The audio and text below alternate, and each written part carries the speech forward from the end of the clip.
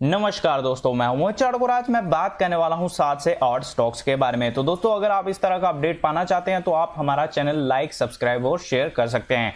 तो दोस्तों, बात करते हैं पहले रिलायंस इंडस्ट्रीज के बारे में। आज लगभग 1.16% का जंप है, लगभग 17.60 रुपए अप है। तो दोस्तों, इसमें अपडेट है जो आपको पता जरूर होना चाहिए कि अबू धाबी की एक इन्वेस्टमेंट अथॉरिटी है, वो डिस्कशन कर रही है मिनॉरिटी स्टेक लेने में जियो प्लेटफॉर्म्स में। तो दोस्तों, आप जानते हो रीजन में कितनी ज्यादा इन्वेस्टमेंट आई है, फेसबुक की आई है और भी काफी ज्यादा इन्वेस्टमेंट फर्म्स हैं जिन्होंने जियो में इन्वेस्ट किया है। तो अब अबू धाबी की जो इन्वेस्टमेंट फर्म है ये भी दोस्तों इन्वेस्ट करने की सोच रही है।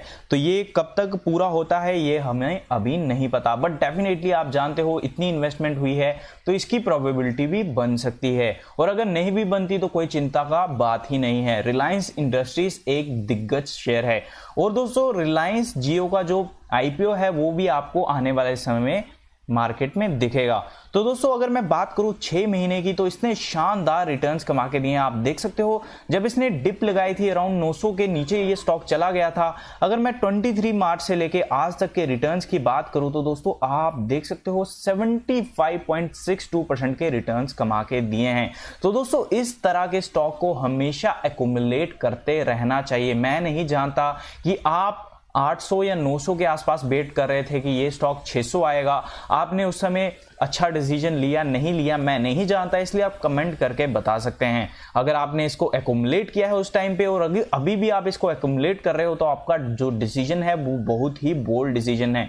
इस तरह के स्टॉक को हमेशा एक्यूमुलेट करते रहना चाहिए। अभी थोड़ा वो डिप आ जाए तो डेफिनेटली आपके लिए अच्छी बात है, बट इस स्टॉक का पोटेंशियल जो है वो दोस्तों बहुत ही ज्यादा है। ये आने वाले समय में आपको 2000 भी दिखेगा, 3000 भी दिखेगा, इतना ज्यादा इसका पोटेंशियल है। बट दोस्तों, अगर आपको डिप मिलती है तो आपको एक्यूमुलेट जरूर करना चाहिए और आपको डेफिनेटली डिप मिलेगी।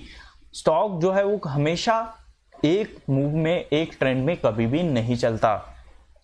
तो दोस्तों, दूसरा जो स्टॉक है वो आप देख सकते हो मारुति सुजुकी। दोस्तों, मारुति सुजुकी जो है वो शानदार कंपनी है और हर एक के पास मारुति सुजुकी की कार रहती ही रहती है। मैक्सिमम अगर आप इंडियंस देखोगे तो मारुति सुजुकी ही यूज करते हैं। तो दोस्तों, आपको इसमें अपडेट ये है कि इनकी जो सेल्स है उसमें लगभग 89% का गिरावट देखा गया है। 89% का गिरावट बहुत बड़ा गिरावट होता है। इसमें हालांकि आपको चौंकने की बात नहीं है, सबको पता है कि सेल्स जो है वो लगभग 0 हो चुके हैं। तो ये जो डाटा है उसको देख के आपको ज्यादा दुख नहीं हुआ होगा, इसमें कोई दो राय नहीं है। तो दोस्तों, अभी बात करते हैं कि मारुति सुजुकी में आपको निवेश करना चाहिए कि नहीं करना चाहिए। तो दोस्तों, डेफिनेटली आपको इसमें निवेश करना चाहिए। एक बहुत ही क्वालिटी स्टॉक है। तो दोस्तों, आप देख सकते हो ये स्टॉक लगभग 1 साल पहले 7000 के आसपास ट्रेड कर रहा था और आज आपको लगभग 5685 के आसपास मिल रहा है। और अगर मैं डिप की बात करूं तो ये स्टॉक 4000 के आसपास भी चला गया था। तो वहां से अगर मैं रिकवरी की बात करूं तो दोस्तों लगभग 41.72% की जो रिकवरी है ये स्टॉक दिखा चुका है। तो इसमें क्या डिप आ सकती है? दोस्तों, डिप किसी में भी आ सकती है। मार्केट अभी बॉटम आउट बनाया है, नहीं बनाया है, या फिर यहां से रैली कंटिन्यू ही होगी, वो हमें नहीं पता। बट एक चीज मैं आपको बता सकता हूं कि मैं बुल के फेवर में हूं। डिप डेफिनेटली आ सकती है थोड़ी बहुत। जब बुल मार्केट शुरू होते हैं तो बड़ी बड़ी गिरावट भी बुल मार्केट में आती है। तो इसलिए आपको जो है वो स्टॉक को एक्यूमुलेट करना चाहिए, और जिस प्राइस पे अभी ट्रेड कर रहा है तो काफी अच्छा ट्रेड कर रहा है। और अगर दोस्तों 5% की भी ग्रोथ हम आने वाले समय में लगाएं, हालांकि इससे ज्यादा ही दिखाएगा, बट हम अगर 5% की ग्रोथ भी लगाएं तो दोस्तों ये जो वैल्यू है आपको फेयर वैल्यू में ये स्टॉक मिल रहा है, तो आपको निवेश कर लेना चाहिए। सेल्स में हालांकि आपको गिरावट देखने को जरूर मिल रही है।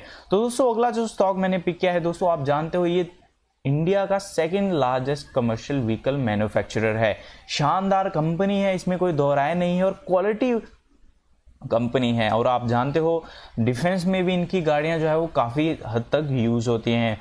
आप जब भी मिलिट्री गाड़ियां देखते होंगे तो आपको यहाँ फिर टाटा की कंपनी दिखती होगी, या फिर दोस्तों अशोका लेलैंड की।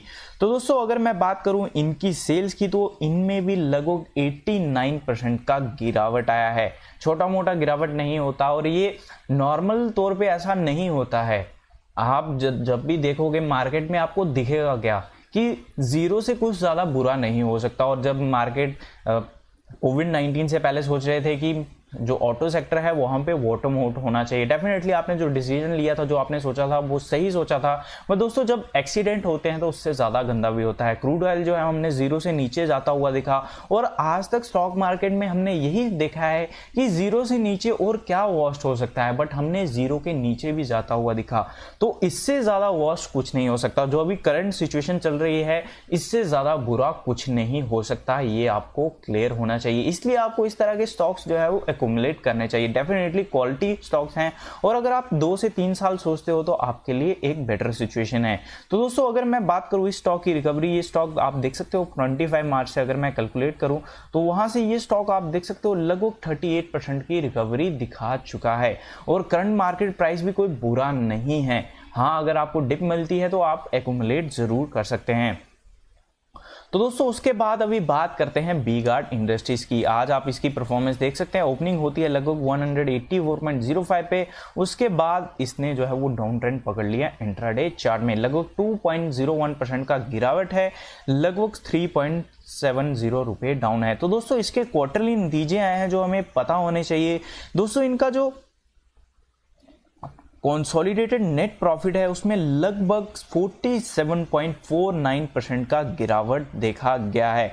और अगर मैं बात करूं दोस्तों पिछले साल पिछले क्वार्टर की, तो दोस्तों इन्होंने लगभग 61.38 करोड़ का प्रॉफिट दिखाया था, और अभी इन्होंने जो प्रॉफिट दिखाया है वो 32.23 करोड़ का दिखाया है। डेफिनेटली जो है वो गिरावट देखने को मिली है, और सभी को ये पता था। एक अच्छी कंपनी है, इसमें कोई दो राय नहीं है, और इनका जो बिजनेस है वो साउथ इंडिया की तरफ काफ़ी ज़्यादा है। तो इसलिए अगर आप इसमें निवेश करने की सोच रहे हो तो आप डीपली रिसर्च एक बार ज़रूर करिएगा। तो दोस्तों अगर मैं बात करूँ इसके 6 महीने की चार्ट की, तो आप देख सकते हो ये 25 मार्च से लेके अगर मैं रिकवरी की बात करूं तो दोस्तों ये 19.69% ही रिकवर हुआ है। उसके बाद अभी बात करते हैं टाटा पावर की। आज इसका चार्ट आप देख सकते हैं, क्या शानदार इसने परफॉर्मेंस दिखाई है। ओपनिंग होती है लगभग 41.15 पे, उसके बाद आप देख सकते हो क्या शानदार रैली दिखाता है इंट्राडे चार्ट में। इतनी बड़ी रैली आई है तो इसके पीछे एक डेफिनेटली कारण होगा, और वही कारण जो है मैं आपको बताने की कोशिश करता हूं। तो कंपनी ने जो है वो 51% का जो स्टेक है वो एक्वायर कर लिया है। तो दोस्तों जिसका एक्वायर किया है वो है TP central Odisha distribution limited, दोस्तों लगभग 178.5 करोड़ का। तो ये आप नोट कर सकते हैं, इतनी बड़ी रैली का कारण आप देख सकते हैं जो आपको देखने को मिली है। तो अगर हम इसका चार्ट देखें 6 महीने का, तो दोस्तों अगर हम 24 मार्च से देखें तो ये स्टॉक आप देख सकते हो लगभग 21.71% का जंप दिखाया है। तो उसके बाद अभी बात करते हैं कि आपको इस स्टॉक में निवेश करना चाहिए कि नहीं। तो दोस्तों आपको एक बार डीपली इसमें रिसर्च करना चाहिए, फिर जो है वो आप इसमें डिसीजन लें।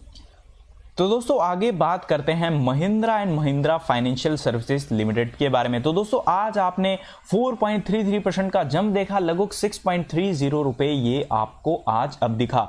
तो इसके पीछे आपको मैं वजह बताना चाहूंगा। इसके पीछे जो अपडेट है वो ये है कि कंपनी का जो बोर्ड है उन्होंने अप्रूव कर दिया है right issue of RS 3,500 crore. तो दोस्तों इस पे भी आपकी नजर होनी चाहिए। जो Mahindra and Mahindra financial services है उनके बोर्ड ने ये अप्रूव किया है। तो दोस्तों अगर हम बात करें इसके 6 महीने के चार्ट की, तो आप देख सकते हैं अगर 23 मार्च से लेकर आज तक की रिकवरी की बात करें तो दोस्तों इस स्टॉक ने ना के बराबर रिकवरी दिखाई है। तो इसलिए आपका जो फोकस है इस स्टॉक की तरफ जरूर होना चाहिए, आपको जो है वो अपने रडार पे ये स्टॉक रखना चाहिए।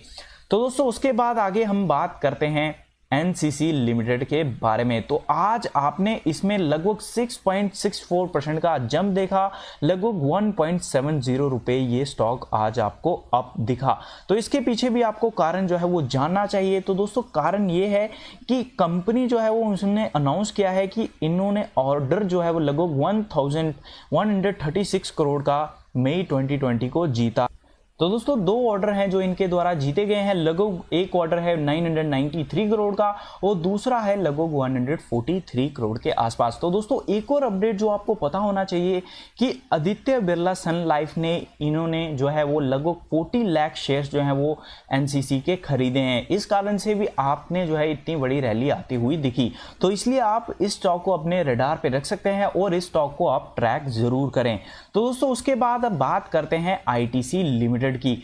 आईटीसी लिमिटेड एक शानदार कंपनी है, इसमें कोई दोहराए नहीं है, बट काफ़ी समय से ये स्टॉक जो है वो अंडर परफॉर्मर रहा है। और दोस्तों इसमें अपडेट ये है कि जो इन CAPF की कैंटीन्स हैं उसमें जो है वो इनको अच्छी खासी जगह मिली है और इनका जो मंडे से है वहाँ पे माल बिकना शुरू हो जाएगा। बट दोस्तों हम बात करते हैं इसके रीसेंट रैली की, तो एक महीने में ये स्टॉक आप देख सकते हो 4 मई को 174 के आसपास ट्रेड कर रहा था और वहां से इसने जो है वो लगभग 13.76% के रिटर्न्स कमा के दिए हैं। शानदार स्टॉक है, इसमें कोई दोहराए नहीं है। और इनके जो रीसेंट पॉलिसीज हैं उन्होंने भी काफ़ी ज़्यादा एक रिटेल इन्वेस्टर को अट्रैक्ट किया है, वो चाहे वो डिविडेंड पॉलिसी हो या फिर दोस्तों उसके बाद इन्होंने जो सनराइज को एक्वायर किया है वो भी एक अच्छी खासी न्यूज़ है। और ये जो स्टॉक है आपके रडार पे ज़रूर होना चाहिए और आपके पोर्टफोलियो में इसको आपको जगह ज़रूर देनी